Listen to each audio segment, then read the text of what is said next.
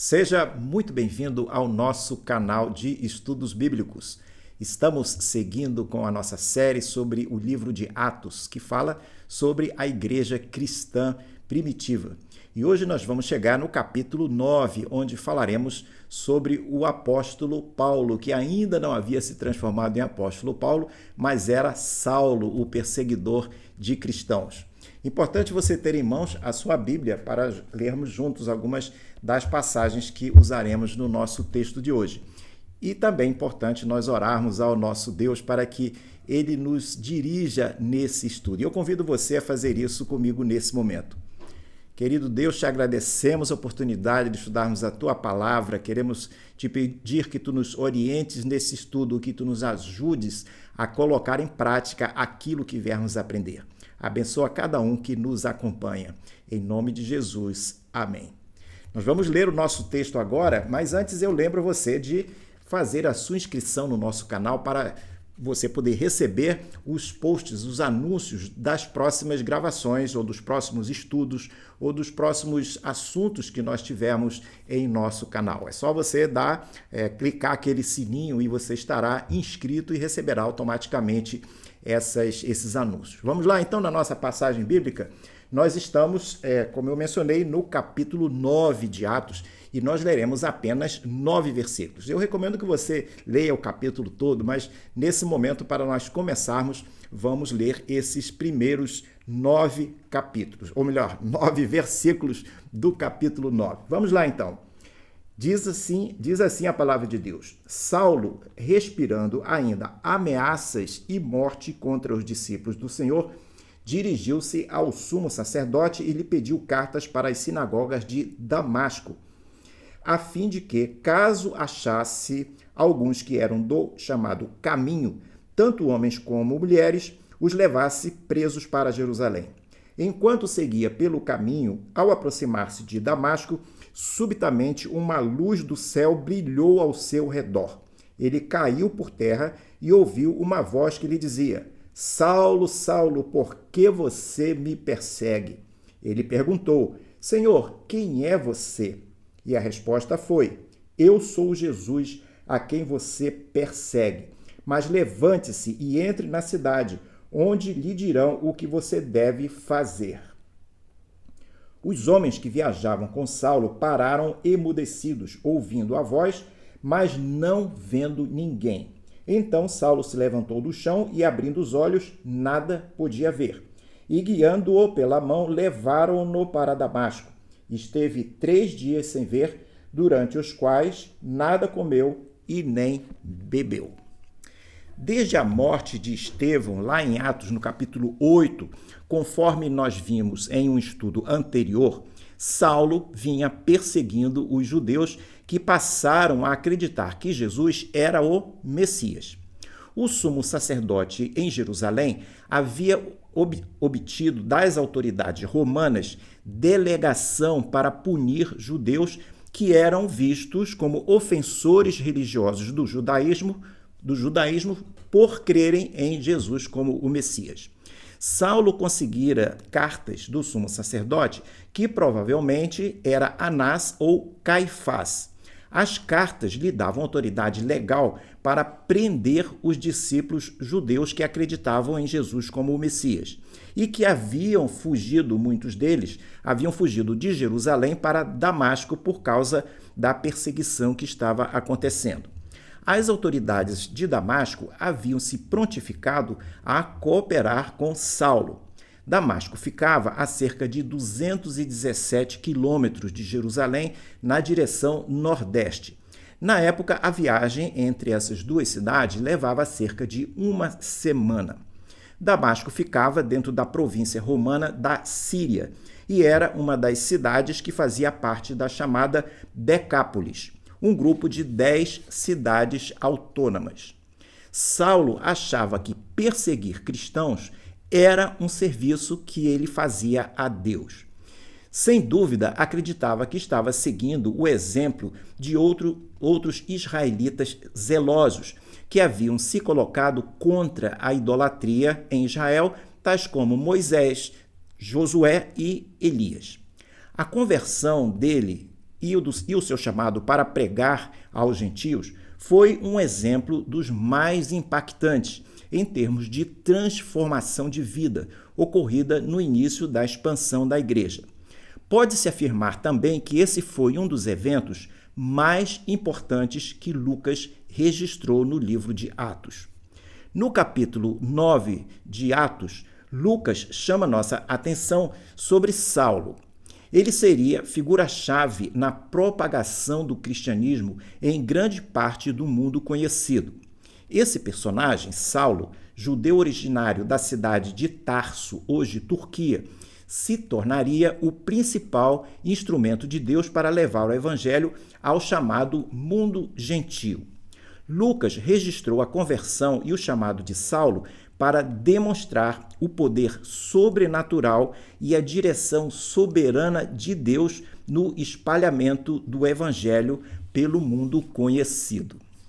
No próximo quadro, vemos o encontro de Saulo com Jesus e sua conversão. O texto nos diz que, enquanto Saulo seguia pelo caminho, ao aproximar-se de Damasco, subitamente uma luz do céu brilha ao seu redor. Ele cai por terra e ouve uma voz que lhe diz: Saulo, Saulo, por que você me persegue? Ele então pergunta: Senhor, quem é você? E a resposta foi: eu sou Jesus, a quem você persegue.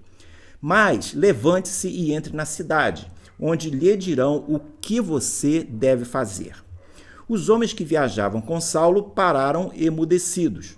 Ouviram a voz, mas não viam ninguém. Saulo se levanta do chão e abre os olhos, mas não consegue ver nada.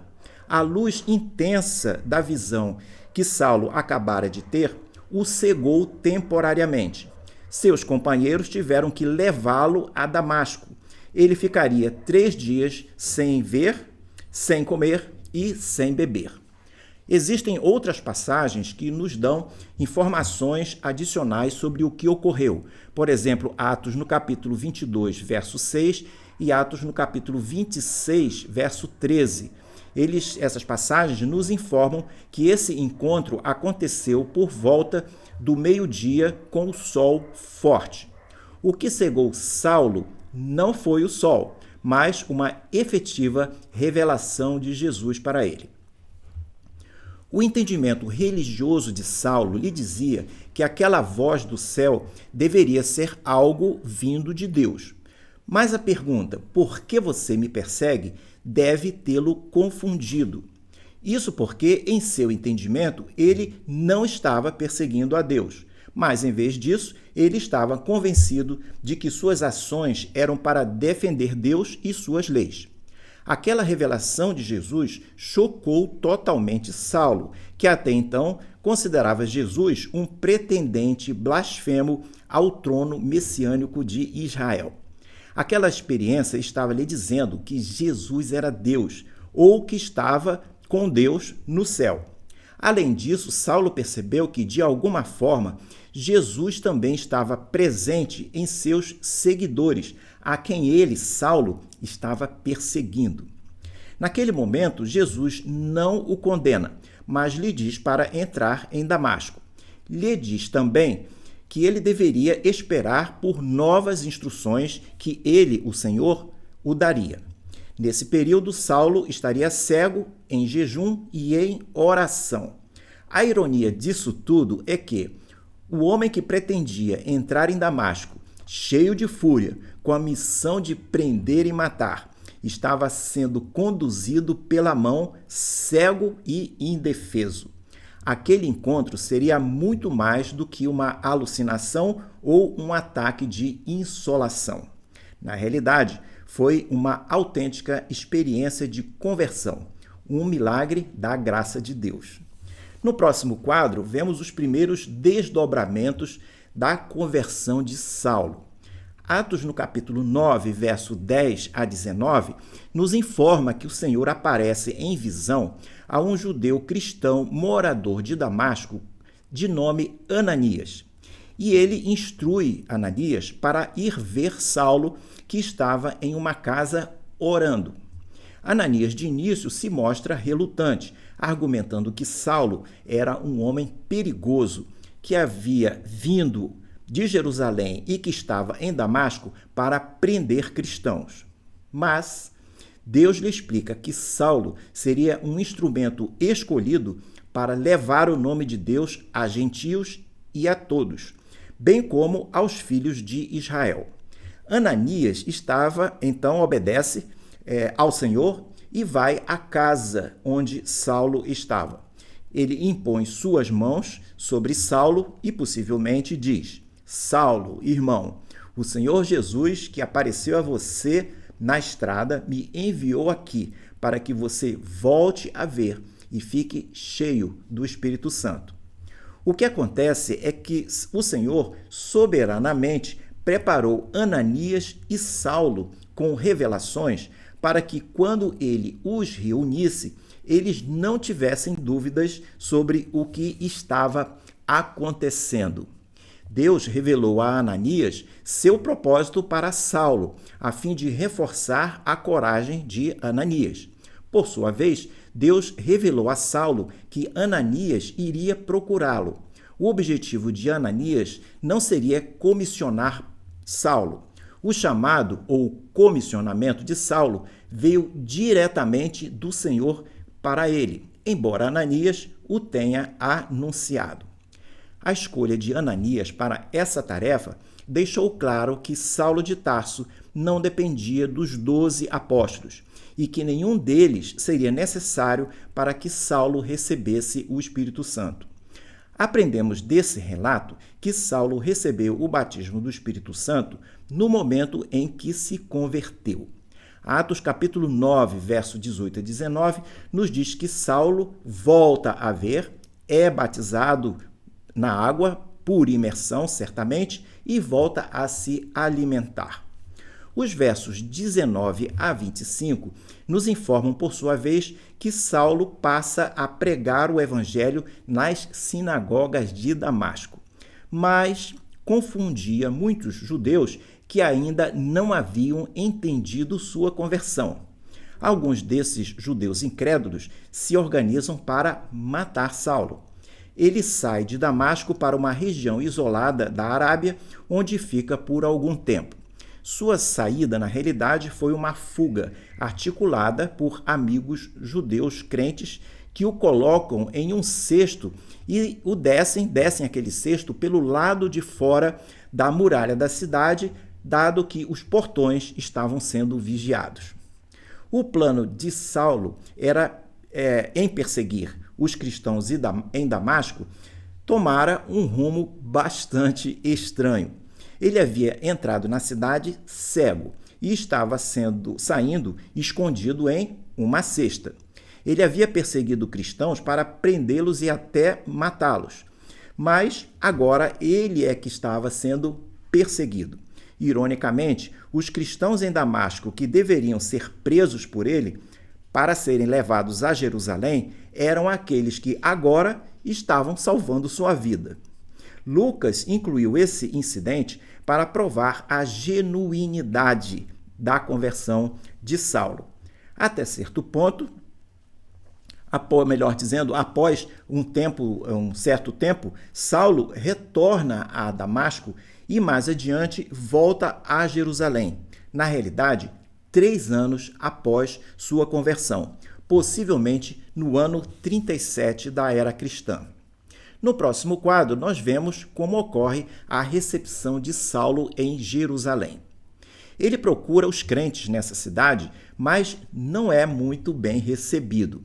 Os crentes em Jerusalém não o conheciam pessoalmente e ainda o viam como perseguidor de cristãos. Mesmo assim, Saulo busca se envolver na proclamação do evangelho na cidade, como havia feito em Damasco. Mas ali havia um problema de confiança. Como ele poderia se envolver com a igreja, proclamar o evangelho e até se tornar apóstolo aos gentios, se os crentes em Jerusalém não confiavam em sua conversão? A Bíblia nos ensina que Deus pode mudar qualquer pessoa. Saulo havia mudado ou não? Certamente, Saulo havia sido transformado. Mas o problema é que os crentes em Jerusalém ainda não estavam convencidos disso. Nem sempre é fácil reconhecer que uma pessoa mudou, notadamente se ela o prejudicou ou esteve agindo como seu inimigo, seu oponente, ou o tenha difamado ou perseguido.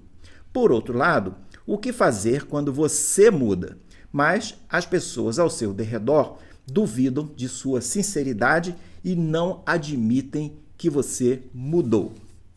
Atos, no capítulo 9, verso 26, indica que Saulo era rejeitado porque os discípulos tinham medo dele. O texto afirma que ele procurou juntar-se aos discípulos, mas todos tinham medo, não acreditando que ele fosse um discípulo. Porém, olha só, em Atos, no mesmo capítulo 9, mas no verso 28, o texto diz que Saulo ficou com eles em Jerusalém, entrando e saindo, pregando ousadamente em nome do Senhor. Como entender o que houve? Que possa explicar a mudança ocorrida entre o verso 26, onde Saulo era rejeitado, e o verso 28, onde ele passa a ser aceito pelos discípulos de Jesus. Para responder a essa pergunta, o que aconteceu do verso 26 ao 28, para responder a essa pergunta, destacamos 3 sinais que aparecem no verso 27 e também no verso 11, que são sinais que Deus usou para provar aos discípulos que a conversão de Saulo havia sido genuína e que ele estava realmente transformado pela sua decisão de ter aceito Jesus como Salvador e Senhor. Interessante é que esses 3 sinais eles continuam aparecendo até hoje na vida de muita gente que aceita Jesus como Salvador. Eles nos mostram, esses sinais, maneiras de como o Senhor age na vida de uma pessoa convertida. É o que veremos no próximo quadro. Um possível sinal de conversão, primeiro que nós listamos nesse momento, desses 3 que nós destacamos, esse primeiro sinal foi quando Saulo se associou a Barnabé. E Barnabé, por conta disso, se dispõe a levá-lo aos apóstolos para testemunhar a favor do recém-convertido. Quando Paulo estava na estrada de Damasco, ele estava andando com um certo grupo que o apoiava na perseguição aos cristãos. Mas agora ele estava andando com outro grupo, o grupo de Barnabé. Quando alguém se converte, a tendência é deixar de frequentar o antigo grupo, notadamente se esse grupo era do tipo que apoiava ou enaltecia as iniquidades da pessoa. Quando o convertido muda de grupo, pode ser uma indicação de ter havido alguma mudança interna. A presença de Barnabé na vida de Saulo mostrou que Saulo havia mudado. No caso do crente, bons relacionamentos são aqueles que o ajudam a realizar a vontade de Deus na vida dele. Ao contrário, se o relacionamento do crente com um grupo ou com uma outra pessoa atrapalha ou mesmo impede que Deus realize a vontade dele em sua vida, aquele relacionamento não é bom e talvez até precise ser repensado. Na estrada de Damasco, como nós lemos no verso 7, os homens do grupo de Saulo ouviram a mesma voz que ele, mas não viram ninguém e ficaram mudos, sem entender o que estava acontecendo. Barnabé, porém, entendeu o que estava acontecendo e confiou na experiência de conversão de Saulo, a ponto de testemunhar em favor dele aos discípulos, dizendo-lhes que Saulo tinha visto o Senhor no caminho, que o Senhor tinha falado com ele e que Saulo havia pregado ousadamente em nome de Jesus em Damasco. O primeiro grupo, a escolta de Saulo, não tinha como entender a vontade de Deus, mas o segundo grupo, aqui representado por Barnabé, podia entender. O que fazer se você anda com alguém que não entende a vontade de Deus para você? Você talvez precise de um novo grupo que tenha uma pessoa como Barnabé e que possa compreender a vontade de Deus para você e apoiá-lo nisso. No próximo quadro, mais 2 sinais que destacamos nesse processo de mostrar a conversão de Saulo. Sinais que sinalizam para essa autenticidade de conversão. O segundo sinal, então, é quando a pessoa passa a orar sempre. Quando Ananias é chamado em uma visão para ir à casa de Saulo, Saulo, estava orando. Apesar de Ananias ter se mostrado relutante, Deus vai dizer a Ananias que Saulo estava orando. Ele vai revelar isso a Ananias, e isso vai ser o argumento que Deus usa para convencer Ananias a ir até a casa de Saulo. Saulo havia sido um perseguidor, mas agora ele estava orando ao Senhor. Quando alguém passa a orar de verdade, é sinal de que Deus está agindo na vida daquela pessoa. Ninguém pode subestimar o poder da oração em mudar coisas e em mudar pessoas. Interessante notar que, em muitos casos, a oração vai mudar mais a pessoa que ora, que está orando, do que as circunstâncias. O fato é que, sendo um canal de mão dupla, a oração poderá ser usada por Deus para falar à pessoa. Muitas vezes, o poder da oração não será lhe conceder coisas ou soluções, mas mudar o seu entendimento, suas percepções, seus sentimentos e suas ações. A mudança externa, muitas vezes, ocorrerá a partir da mudança interior, que a oração desencadeará em sua experiência de comunicação com Deus. Muitas vezes a oração nos mostrará coisas que nossa visão natural não consegue ver. É o que acontece aqui. Saulo estava cego e ele estava orando, mas mesmo cego, o verso 12 nos diz que ele tem uma visão na qual vê Ananias que estava vindo até ele.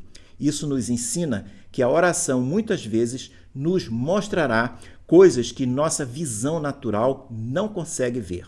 Ela poderá nos mostrar, por exemplo, nossas vitórias à frente, ou poderá nos mostrar uma direção a seguir.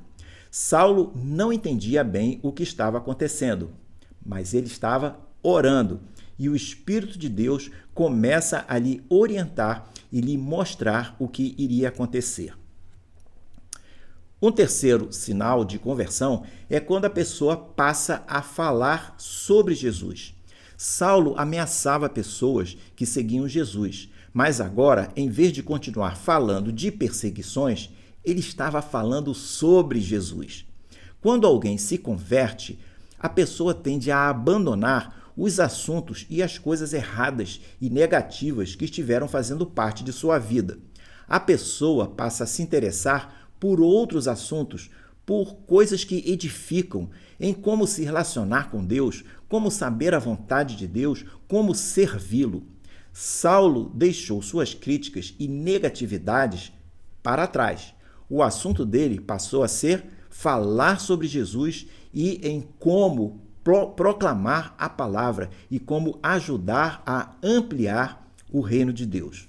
No próximo e último quadro, chegamos à nossa conclusão com 2 pontos para fecharmos o nosso estudo de hoje.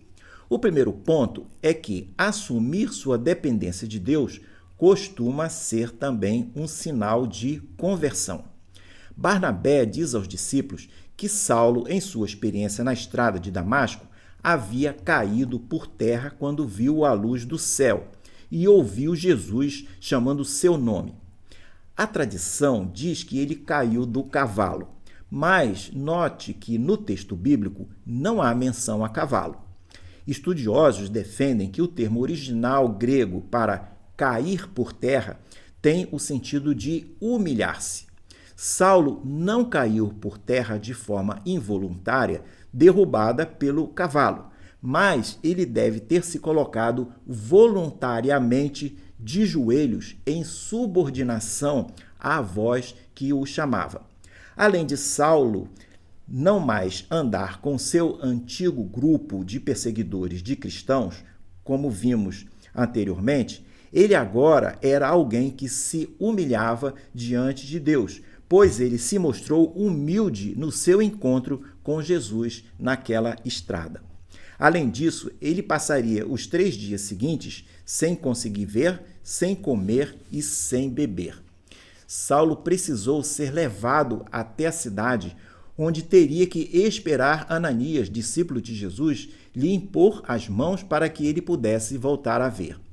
O homem arrogante que havia perseguido cristãos agora estava caído no chão, estava cego, estava fraco, sem comer 3 dias, estava sem direção e dependendo de um discípulo de Jesus.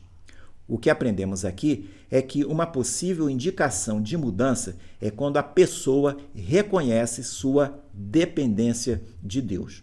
Foi o que aconteceu com Saulo. A experiência dele mostrou com clareza seu reconhecimento dessa total dependência do Senhor. Muitas vezes, as experiências duras da vida serão oportunidades de conversão e oportunidades de demonstrar para nós e para outros que nós não somos nada por nós mesmos. O segundo e último ponto de nossa conclusão é que crentes maduros devem estar atentos em acolher os que chegam. A experiência de Saulo em ter sido inicialmente desconsiderado como um crente genuíno pelos discípulos de Jesus em Jerusalém nos sinaliza algo importante para os nossos dias. Na igreja, os crentes maduros devem estar sempre atentos aos crentes recém-chegados, não com o intuito de julgá-los, mas de acolhê-los e encorajá-los a se envolverem na igreja. No processo de conversão de Saulo, vemos como foi importante a iniciativa de Barnabé em ir falar com o recém-convertido. Após aquele primeiro momento de dúvida na igreja em Jerusalém, resolvido por Barnabé, Saulo passa a se envolver no serviço de proclamar o evangelho. Alguns anos depois, seria Barnabé novamente que iria encorajar Paulo a ir com ele para a igreja em Antioquia da Síria, onde de lá eles partiriam na primeira viagem missionária ao mundo gentio. A aplicação que tiramos aqui é que o convertido deve começar a servir em alguma coisa, em alguma atividade na igreja, assim que ele se converter. Em alguns casos, talvez até antes, como tem acontecido com algumas pessoas. Damos graças a Deus dos muitos crentes que seguem o padrão de Barnabé, abrindo oportunidades e encorajando pessoas para o serviço cristão em suas igrejas. Glória a Deus por isso. Ficamos hoje por aqui, espero que você tenha gostado desse estudo. Se gostou, fale dele para seus amigos. No próximo quadro, você pode ver o panorama dessa série de estudos que estamos desenvolvendo sobre o livro de Atos. Deixo com você um grande abraço e espero vê-lo numa próxima oportunidade. Até lá!